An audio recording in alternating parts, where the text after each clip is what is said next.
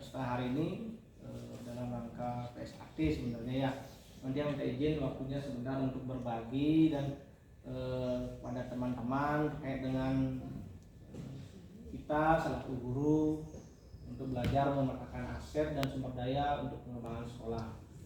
Sebenarnya kalau kegiatannya ini sebenarnya tidak cukup hanya hari ini dan beberapa menit gitu. Hanya mengenalkan itu jadinya intinya konsepnya. Di kemudian hari dalam rangkaian visitasi atau dalam rangkaian supervisi mungkin bisa ini atau akreditasi bisa ini dijadikan sebagai pengetahuan untuk kita bersama ya.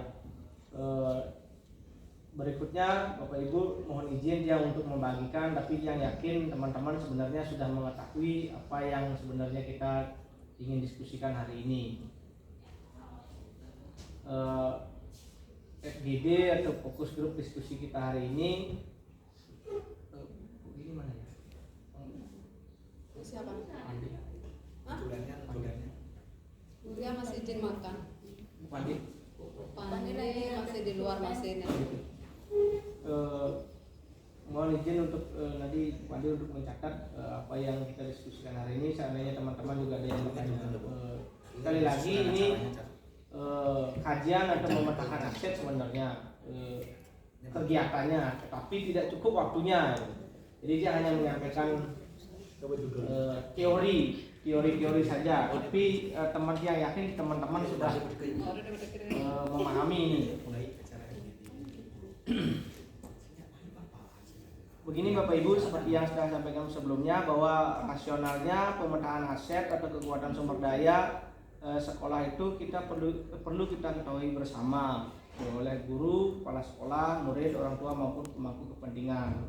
Intinya seluruh warga sekolah. Itu kaitannya adalah atau muaranya itu sebenarnya seluruhnya adalah terkait dengan peningkatan kualitas pendidikan. Kemudian pemanfaatan aset berbasis kekuatan. Sesungguhnya sekolah ini, sekolah kita dimanapun kita berada, kalau kita berpikir asset based thinking, sekolah itu akan banyak sebenarnya memiliki kelebihan-kelebihan. Kalau kita karena terlalu lazim mengetahui atau mendiskusikan kalau tidak infrastrukturnya yang bagus, finansialnya yang banyak, itu adalah suatu aset. Ini tuh sebenarnya selain itu ada aset-aset yang tidak terlihat yang seharusnya kita bisa gali, itu bisa pelajari. Sekali lagi Bapak Ibu yang hanya mengenalkan ini, kita diskusinya hanya sebatas penyampaian materi. Kalau kita mau mengkaji, nanti teman-teman bisa mencarikan waktu lain kalau misalnya ini dipandang perlukan. Nanti tentunya juga berdasarkan arahan Bapak Kepala Sekolah. Kemudian hasil pemetaan aset ini nanti mendukung pengembangan program sekolah baik dalam bentuk RKT maupun RKAS nantinya. Nah, apa tujuan akhirnya adalah hasil pemetaannya itu diberikan kepada siswa agar memiliki dampak positif. Bapak Ibu, kalau saya melihat secara pribadi nih, kalau komunitas Tribaja, kalau kita mau memandang komunitas kita sendiri, dalam hal ini Tribaja ya, kita itu tergolong komunitas sehat dari sudut pandang biotik dan abiotik. Kalau Bapak Ibu nanya datanya, dia punya datanya tapi dia tidak detail menyampaikan itu. Terutama tolak ukurnya bisa dari prestasi siswa, kemudian dari sarana prasarana jika kita mau mengkomparasi dengan sekolah lain. Kemudian teman-teman di sini komunitas Tribaja itu termasuk juga bagian dari komunitas yang resilient. Pola pikir yang bertumbuh dengan segala program yang ada, kemudian mengedepankan kebajikan universal, SDM PTK yang saya maksud di sini ya. Kemudian dia juga lihat secara umum peka dengan perubahan terus-menerus, inovatif dan kreatif.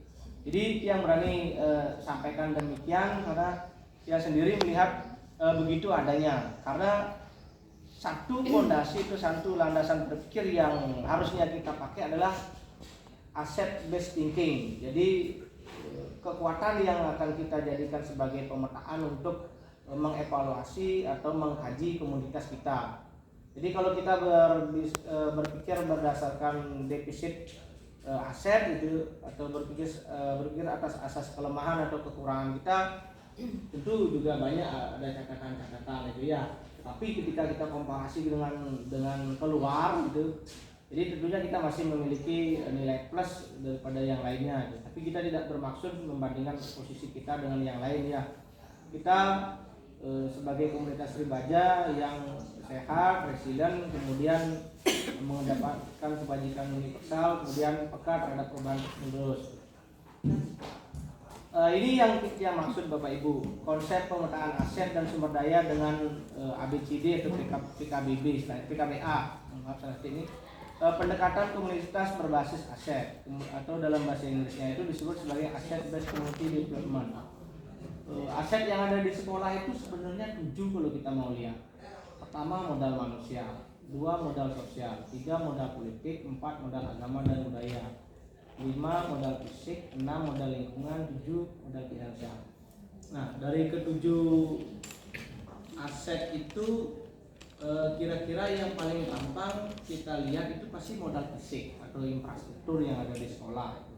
Jadi bisa dijelaskan sedikit. Yang lihat di Tribaja ini juga ya modal manusianya dari sisi apa yang dilakukan oleh pimpinan berupa investasi SDM, kemudian level pendidikannya juga sudah yang lihat semua tamat S1, kemudian dari sisi pengetahuan juga sudah sangat baik, dari skill saya juga lihat dari datanya itu dari penilaian apa yang di ya penilaian kinerja guru ya. Kemudian dari sisi modal sosial kita melihat dari situasi networking, trust dan interaksi. Kemudian modal politik, jadi seperti biasa kepala sekolah mengikuti aturan yang ada. Jadi di sekolah di sini sebenarnya berhak mengeluarkan kebijakan, mempengaruhi dan lain sebagainya atas kewenangannya sebagai pimpinan di sekolah ini. Jadi instrumen misalnya kawasan tanpa rokok itu misalnya kebijakan yang dikeluarkan oleh pemerintah daerah Kabupaten Buleleng yang memang turunannya itu sebenarnya dari Kementerian Kesehatan RI. Jadi di sekolah ini juga bisa diberlakukan atas kewenangan kepala sekolah mengikuti dan mengimplementasikan kebijakan tersebut, PPDB dan lain sebagainya. Itu juga masuk bagian dari modal politik. Kemudian modal agama itu berkaitan dengan ini moralitas, hasil cita rasa karsa, tradisi, ritual. Kemudian modal fisik ini yang masukkan infrastruktur, jalur komunikasi dan transportasi. Tribaja itu merupakan sekolah yang kategori infrastrukturnya memadai, kemudian dari sisi jalur komunikasi sangat juga memadai, kemudian dari sisi transportasi apalagi ada di tengah-tengah perkotaan. Jadi itu merupakan aset yang berpeluang besar bisa digunakan untuk kepentingan pengembangan sekolah kita. Kemudian modal lingkungan dan modal finansial. Nanti yang bahas yang terakhir ini. Kalau modal finansial misalnya dukungan keuangan, kalau BOS sudah pasti itu sudah ada. Kemudian hibah ini perlu kita kembangkan kembali, mungkin modelnya seperti apa. Kemudian Dudi, karena dia juga baru masuk ke sini. Dudi itu sudah mulai dikembangkan oleh Pak Dendra. Dunia usaha dan industri, baik itu yang lihat tempo hari adalah penggarapan parkir. Kemudian waktu zaman ini bantuan yang lain-lain, misalnya Balai Bengong itu apalah artinya kegiatan-kegiatan yang sudah dilakukan baik dalam bentuk fasilitas maupun dalam bentuk kegiatan pengembangan PTK yang dilakukan, misalnya outbound dan lain sebagainya. Kemudian untuk modal lingkungan, misalnya kita di sini dekat dengan taman kota, dekat dengan pedagang, dekat dengan perpustakaan arsip daerah. Itu merupakan modal lingkungan, itu bisa sebenarnya dijadikan sebagai sumber belajar kita. Namun selama ini kita kan belum memaksimalkan itu. Jadi itu lihat potensinya. Jadi ada tujuh aset utama dalam pengembangan sekolah yang bisa kita lakukan Bapak Ibu. Jadi ini sampaikan aset dan sumber daya Tribaja. Misalnya ini modal manusia. Kondisinya bagaimana? Nah, sangat baik dan bagus. Semua lulusan S1 bahkan sampai S2. Jadi yang lihat memiliki ekspektasi yang baik dengan kualitas pendidikan unggul di bidang masing-masing. Jadi dia melihat begitu di komunitas Tribaja, kemudian strategi pemanfaatannya bagaimana? Lebih mudah diajak berkolaborasi untuk memajukan pendidikan dan sebagai sumber pelajar. Jadi hanya itu saja tidak Bapak Ibu. Jadi masih ada banyak aset sebenarnya yang ada di sekolah ini kaitan dengan modal manusia ini. Jadi kekurangannya bagaimana Pak Susilo? Kita tidak berbicara kekurangannya itu.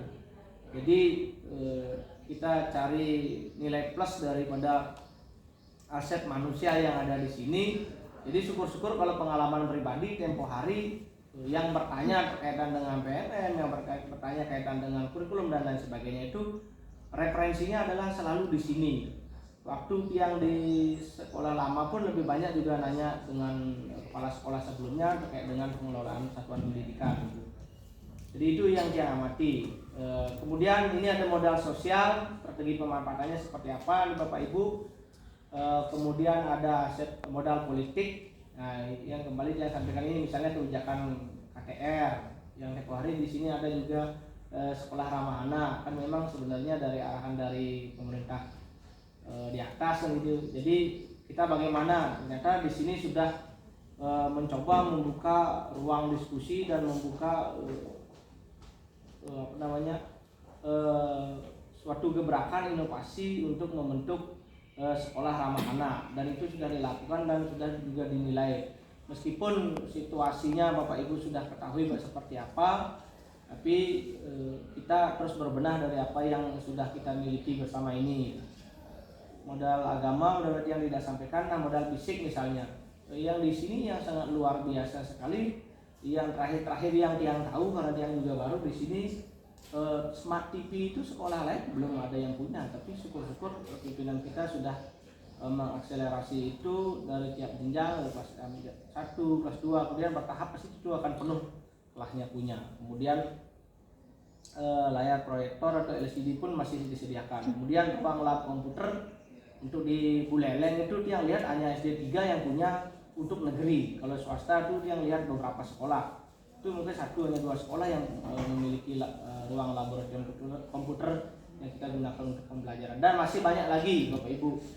Jadi kalau kita berbicara sekolah, kemudian kalau kita berbicara Buleleng misalnya, tempoh hari Taman Bung Karno bisa kita manfaatkan. Jadi itu modal-modal yang ada di sekolah yang bisa kita gunakan sebagai pengembangan sekolah. Ini yang tidak bicarakan. Nah Bapak Ibu, ada banyak aset yang belum teridentifikasi sebenarnya dan yang belum kita kembangkan.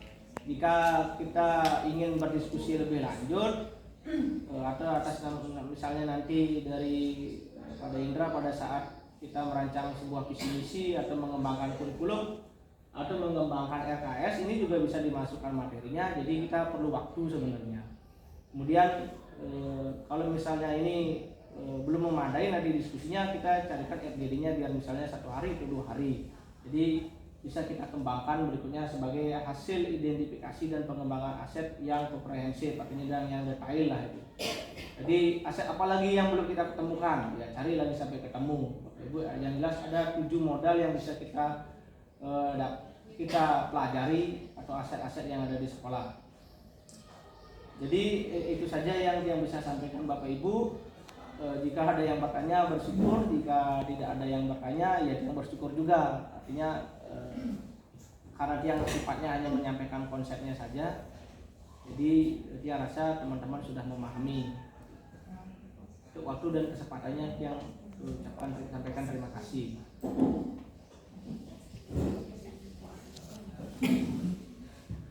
Bapak Ibu ada? Nggih Pak Wayan. Terima kasih atas kesempatan yang diberikan. Sangat menarik dan memang ini dari sinilah berangkat kita dengan melihat apa yang kita miliki, aset dan sumber daya itu kita akan bisa mereka-reka menggambarkan apa yang kita bisa perbuat. Dari ke-7 unsur modal dasar yang kita miliki itu Tadi bahkan masih banyak aset-aset lain, karena dari 7 itu adalah merupakan aset utama. Ada banyak aset-aset lain yang bisa kita gali, kita berdalihkan secara optimal agar proses pertama pembelajaran pendidikan di sekolah ini bisa dimaksimalkan sehingga visi dan misi kita akan bisa tercapai. Nah, apakah aset-aset lain yang barangkali perlu kita gali lebih banyak lagi secara detail sampai yang sensitinya yang punya peran dan mendukung proses pembelajaran itu lepas dari 7 aset utama ini, apa bisa terintegrasi? Misalnya potensi modal manusia. Dari segi pendidikan kita lihat sudah banyak yang S2, minimal S1 juga ada amanat daripada peraturan perundang-undangan.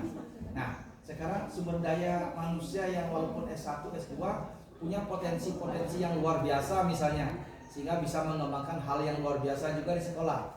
Apa itu termasuk ke dalam aset utama? Apa kita akan memberi komponen lain dari 7 aspek aset utama ini setelah kita melakukan penelitian? Itu aja, terima kasih. Terima kasih Pak Wayan. Jadi ini sebenarnya Pak Wayan merefleksikan apa yang menjadi kebutuhan kita bersama di sini ya. Jadi situasinya kalau kita lihat dari kualifikasi gitu, memang rata-rata di guru di sini tampaknya S1 sampai ada yang S2 ya. Intinya semua memenuhi syarat dari apa yang disyaratkan oleh undang-undang sebagai guru, undang-undang kita layak sebagai guru itu. Jadi itu adalah sumber daya yang berupa aset atau modal manusia itu sebenarnya Pak ya. Jadi modal manusia itu di sini masuk baik dari sisi kualifikasi, baik dari sisi skill atau keterampilan sebenarnya, pokoknya yang berhubungan dengan apa yang menjadi kodrat manusia itu sendiri, termasuk juga di dalamnya soft skill. Ya oke lah yang kualifikasi dia katakan itu adalah hard skillnya, kemampuan akademiknya. Berarti tidak nambah aset utama ini ya. Tidak menambah. Berarti melengkapi misalnya sumber daya manusia. Anggaplah di antara teman kita ada yang punya kecakapan khusus di bidang IT, misalnya Pak Deindra. Ternyata itu bisa kita berdayakan mereka untuk mengakses sesuatu yang semestinya atau yang sebenarnya sekolah lain belum bisa karena ketidakmampuan dalam hal IT, tetapi karena ada di antara teman kita yang cakap di bidang itu, sehingga kita akan tahu lebih dulu, kita bisa menyiapkan lebih dulu. Misalnya ada teman yang terampil di bidang seni budaya misalnya, seorang lain, maka apa yang kita kembangkan di sekolah kita mungkin sekolah lain belum menyentuh sampai ke sana, tetapi karena potensi istimewa yang ada pada teman-teman kita di sumber daya manusia, maka itu bisa berkembang dengan baik. Misalnya Bang Kuswile punya kemampuan dasar dalam mengkomunikasikan sesuatu, melakukan suatu tindakan-tindakan penggalian untuk pengembangan ini. Bisa saja ini akan menjadi suatu tren tersendiri sekolah kita yang akan bisa mengangkat bahwa sekolah kita beda dengan yang lain. Itu yang saya maksudkan, berarti tinggal mengembangkan dari ketujuh aset utama ini. Kita menambahkan. Terima kasih Pak Yan. Jadi yang diberikan tambahan ya terkait dengan apa yang sudah direfleksikan oleh Pak Yan. Jadi kalau kita berbicara modal manusia itu intinya itu adalah SDM. SDM itu menyangkut segalanya. Baik itu yang tadi disampaikan, kesimpulannya ada dua, yaitu hard skill dan soft skill sebenarnya di sana. Hard skill kaitan dengan kemampuan teknisnya, kemudian soft skill kaitan dengan kepribadian dan karakter. Tapi sekali lagi yang kita ingin mengajak di sini berpikir berbasis atas aset atau kelebihan dari apa yang kita miliki. Jadi seperti dia kalau misalnya dipaksa dalam bidang tertentu yang tidak kuasai, jadi tidak maksimal juga dia masih akan melakukannya begitu. Jadi terima kasih Pak Wayan atas itulah prinsip kolaborasi. Kalau kita berbicara masalah kompetensi kan standarnya sudah ada, 4 standar kompetensi kita sebagai guru. Tapi di tengah-tengah itu ada potensi-potensi yang istimewa yang dimiliki oleh seorang. Nah, itu yang berkembang dan tidak harus sama tapi saling melengkapi, kan itu kan dituntut kolaborasi yang lebih untuk bisa mengoptimalkan, untuk bisa kerja bareng sampai satu tujuan. Iya betul Pak Yan. Jadi begini, kalau kita Di ranah akademik biasanya yang kalau kita ngomongin kualifikasi biasanya yang D2, D3 itu diajar S1 biasanya kan. Kalau S1 biasanya diajar oleh S2, yang S2 diajar oleh S3, yang S3 itu diajar oleh guru besar atau profesor itu sebenarnya. Tapi kita di sini tidak, ya cukup kalau di ukuran guru itu adalah S1. Kemudian kalau yang S2 biasanya itu lebih cenderung dia pengkaji konsep biasanya ketika ada teman-teman ini. Jadi dia juga memiliki banyak kekurangan meskipun istilahnya lulus kualifikasi S2, tapi dia juga memiliki banyak kekurangan terkait dengan praktek-praktek pembelajaran yang lakukan misalnya yang nuansanya kearifan lokal gitu. Dia juga masih belajar dari teman-teman. Terus tempo hari juga dia melakukan supervisi di kelas 1. Ternyata memang demikian caranya mengendalikan murid kelas 1 gitu. Jadi dia juga masih banyak kekurangan dari sisi pengalaman gitu. Mungkin kita teorinya tahu, tapi pengalaman kita kurang gitu. Jadi terima kasih Pak Wayan. Yang jelas kalau kita berbicara modal manusia di sini sangat banyak banyak sekali sebenarnya yang ingin kita bahas, tapi waktu kita tidak punya. Jadi yang kita harapkan modal manusia di sini adalah guru, tenaga pendidik, cleaning service, tukang kebun dan semua yang ada di sekolah itu berpikirnya adalah ke kualitas pendidikan dan pelayanan itu aja intinya. Mengkolaborasikan atas apa yang kita punya berdasarkan visi misi yang kita ini di sekolah itu. Jadi kayak tempo hari kalau tiang sendiri yang menggarap lawar dolong itu tidak akan selesai kalau tanpa kolaborasi dari teman-teman apa itu misalnya, itu contoh kecilnya. Kalau hanya nomor 1 ini aja dibicarakan sebenarnya banyak sekali teman-teman gitu. Jadi yang perlu digarisbawahi, setiap manusia memiliki kekurangan dan kelemahan di sini. Tetapi kalau yang namanya Asset Based Community Development atau PKBA, pendekatan komunitas berbasis aset, itu ditiadakan sementara. Jadi tiang pun sendiri memiliki kelemahan gitu. Banyak kelemahan dikaitan dengan pembelajaran di kelas, berkaitan dengan manajemen waktu dan lain sebagainya gitu. Yang kita lihat adalah kelebihannya gitu. Kalau bicara juga modal fisik di sekolah ini, kalau kita komparasi dengan yang lain, sekolah lain dalam artian sekolah lain, kita banyak kelebihan di sini. Ya, sudah lebih baik lah kalau dia ukuran Buleleng ini. Kalau Denpasar ya mirip-mirip kan itu. Meskipun kita kalau tiang bandingkan dengan yang tiang kunjungi di Kristen Harapan Bogor, di Kanisius di Jakarta juga tiang kunjungi beda jauh. Pas satpamnya tuh ngomong langsung good morning, langsung ngomong bahasa Inggris. Yang saya bilang itu sama dia. Lanjut dengan situasi itu yang pertama kali ke sana dulu. Kalau ngomong itu tapi tidak itu menjadi gini ya. Intinya kita mengarah pada apa yang bisa kita lakukan atas aset-aset yang ada di sekolah kita sementara ini.